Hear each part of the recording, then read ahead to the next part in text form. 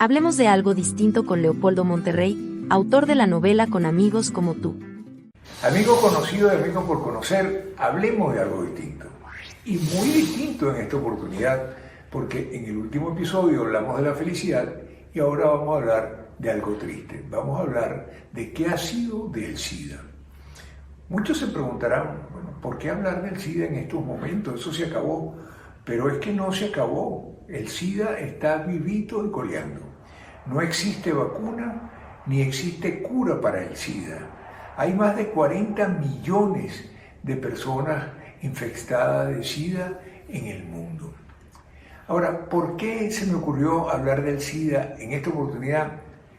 Por lo siguiente, porque en el episodio anterior, cuando hablaba de la felicidad, mencioné a la Madre Teresa de Calcuta, a la Santa Madre Teresa de Calcuta, porque ella hizo una gran labor con los leprosos.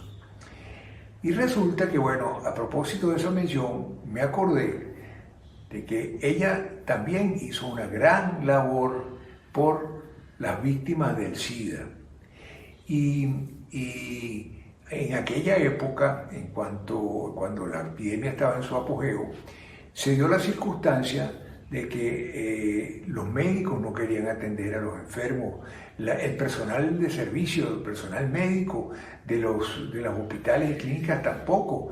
Muchos hospitales no recibían enfermos, por dos razones. En primer lugar, por temor al contagio, pero también porque consideraban que aquella enfermedad era un castigo de Dios. Acuérdense que la llamaban la cólera o el cólera de Dios, porque era como un castigo por las inmoralidades que se cometían en la tierra, ¿verdad? Total que por eso fue la Madre Teresa de Calcuta a Nueva York y abrió un centro que se llamaba Gift of Love, regalo de amor. Lo abrió en Greenwich Village, que era un barrio gay en aquel entonces. Bueno, yo me enteré, por cierto, de la existencia del SIDA, recuerdo muy bien, en un almuerzo de trabajo en el Caracas Country Club. Recuerdo que yo no tenía idea del SIDA, ni había oído la palabra, pero una de las personas que estaba presente sí estaba muy familiarizado, estaba muy bien informado y habló del SIDA. Yo no me acuerdo ni qué más tratamos en esa reunión porque me quedé muy traumatizado. Yo pensé que aquello iba a cambiar el mundo. Y efectivamente, al principio de los años 90, el SIDA llegó a ser la primera causa mundial de mortalidad. Bueno, antes de hablar de qué ha sido del SIDA, vamos a hablar un poco de la aparición del SIDA, ¿no? Para recordarlo. El SIDA, como todos sabemos, surgió en África y era un virus que tenían los monos. Los monos tuvieron SIDA por cientos, tal vez por más de 1000 años también, eso no está muy bien determinado. Pero de los monos pasó a los simios, que acuérdense que no es lo mismo mono que simio. Los monos tienen cola, los simios no.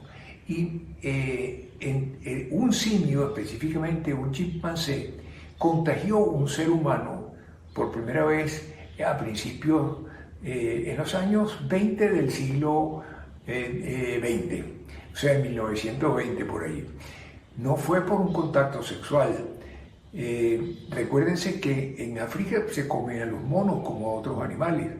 Y es posible que un cazador que hubiera tenido una herida expuesta se haya contaminado con la sangre de un mono y así adquirió la enfermedad. Y de allí, algunos dicen que llegó a América a través de Haití, eso no está muy claro. El hecho es que los primeros 5 casos de SIDA que se detectaron en América fueron detectados en ese año 1981 en Los Ángeles, California. ¿Cómo lo detectaron? Bueno, eran 5 personas que tuvieron un cuadro clínico exactamente igual. Era una neumonía bastante extraña que producía unas ulceraciones en la piel, en la boca, en la lengua y además derivaba en un tipo de de cáncer cuyo nombre no lo recuerdo. Entonces, esas características permitieron detectar que había un peligro entre las personas que estaban que tenían relaciones sexuales, homosexuales activas, ¿no?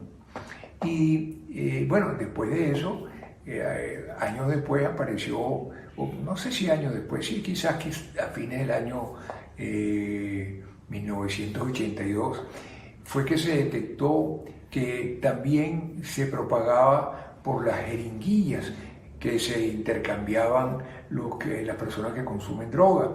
Y fue después de aquello que quizás en el 1983 que apareció, puedo ser un poco impreciso en la fecha, pero por ahí andamos, que apareció el primer caso de una persona que había contraído el SIDA por una transfusión de sangre.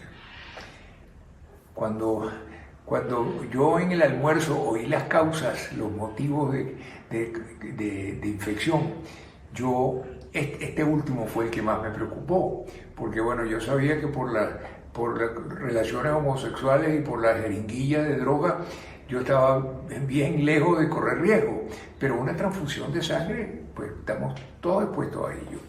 Y es que el tema de la sangre es muy complicado. Voy a hacer un paréntesis aquí. El tema de la sangre es un negocio mundial importantísimo. Sus volúmenes son de más de 50.000 millones de dólares por la comercialización de la sangre. Que uno piensa que la sangre, bueno, van unos donantes voluntarios que no reciben nada a cambio, se toman las donaciones de sangre y se las dan gratuitamente a los enfermos que la necesitan. Eso no es necesariamente así. Por ejemplo, en el caso de los Estados Unidos, Alemania, creo que Bélgica también, ellos pagan por la sangre. Y hay personas que ganan hasta $1.000 mensuales por donar sangre. Es que la sangre es muy valiosa.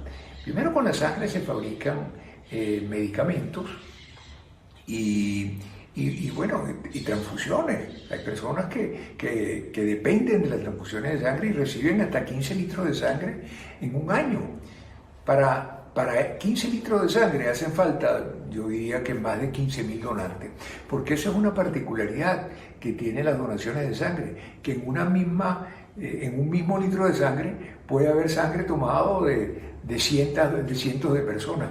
Y cuando surgió el tema a propósito del SIDA y descubrieron las transfusiones como una causa, bueno, inmediatamente surgió el alarma, y trataron de deshacerse de toda la sangre que se había tomado entonces, se puede imaginar. Porque es que cuando la gente va a donar sangre le preguntan si ha padecido alguna enfermedad como la hepatitis o algo así, tiene que llenar un cuestionario y sencillamente se recibe la sangre y se guarda. Una de las partes como más se comercializa la sangre es que cuando el donante acude y se conecta a una máquina, se le saca la sangre, esa sangre al pasar por la máquina se separa el plasma, que es lo que el laboratorio o la clínica conserva, y los glóbulos rojos y la placenta que se la devuelven al ser humano, al donante, para que se recupere más rápido de la donación. Entonces, un litro de plasma vale más de $200. En fin, también es un problema ético. ¿Por qué? Porque es vergonzoso pues, que la sangre se compre a aquellas personas que tienen más necesidad de ellas, porque pues, vivir de donar sangre son las personas que tienen que estar en una situación muy desesperada. Entonces uno dirá, bueno, eso no es ético. Pero bueno, es que si no se paga por la sangre, no se recolectaría suficiente para darle sangre a aquellas personas que necesitan sangre para vivir. Bueno, ese es otro problema. Bueno, el hecho es que en 1981 salen estos primeros casos. Pasaron como 2 años, hasta 1983, antes de que se identificara el virus. Y ahí empezaron unas competencias grandísimas entre los laboratorios de los Estados Unidos y los franceses, un laboratorio muy famoso de Louis Pasteur, y no me recuerdo cómo se llamaba el de los Estados Unidos. había un señor, un médico de apellido Gallo, de origen italiano, que hizo los primeros hallazgos, pero después quienes terminaron de identificar plenamente el virus fueron los franceses en el laboratorio Louis Pasteur. Bueno, entonces desde que se identificó el virus en 1983 hasta el 1986-1987, que se descubrió no la vacuna, sino un componente que no me recuerdo el nombre técnico, creo que era W o MTZ o algo así. Se lo voy a poner, cuando esté grabado el video se lo pongo un cintillo. Ese componente que se identificó, les digo, ¿saben de dónde surge este componente? De la esperma, del semen de los arenques. El arenque es un pescadito de la familia de la sardina, solamente que las sardinas son, bueno, de este tamaño y los arenques pueden llegar a medio metro, pero ambas familias viven en la profundidad del mar y salen de noche a la orilla, a la superficie, se alimentan de plancton y se vuelven a hundir, son el mismo tipo. Les voy a mostrar una fotografía para que vean que coinciden mucho, parece. El arenque es como una sardina grande. Bueno, de ese semen que tenían guardado en uno de los laboratorios, entre miles de muestras, en un frasquito que estaba identificado con un número que era el 569. Cuando hicieron la prueba de cómo reaccionaba el virus, si se le agregaba a este producto, este componente, ese fármaco, ahí descubrieron que el virus se moría, pero perdía intensidad, no se reproducía rápidamente. Y luego vino el problema de probarlo con los humanos, porque las agencias de los gobiernos que controlan las salidas de las medicinas al público no permiten hacer pruebas en humanos, a menos que ya se conozcan exactamente que no hay resultados colaterales que puedan ser más peligrosos que la enfermedad misma. Inclusive en el caso del SIDA, cuando no autorizaban los experimentos humanos, probaron con animales, pero entonces en los Estados Unidos las sociedades protectoras de animales protestaron también. Total que todas esas cosas contribuyeron a que no se dio tan rápido, o que inclusive todavía no se ha dado con una cura para el SIDA. Ni existe vacuna ni existe cura. Existen dos fármacos, cuyo nombre no me acuerdo, pero hay uno que la utilizan las personas que no tienen el virus, pero que están más expuestos a contraerlo y que tienen que esperar inyectarse este producto semestralmente. Y luego hay otro producto que es el que consumen aquellas personas que ya tienen el virus, que tienen que consumirlo a diario, sea por pastilla o sea inyectado, y lo tendrán que consumir de por vida. De manera, señores, que el virus sí da el SIDA. Señores, muchísimas gracias por su atención. Disculpen que me haya extendido tanto y que me haya ido por otro lado, como fue el caso del oro rojo, que es la sangre. Pronto volveremos a hablar de algo distinto. Si te ha gustado este video, compártelo en tus redes, y recuerda que los anteriores videos de Leopoldo los puedes ver en su canal de YouTube, Leopoldo Monterrey.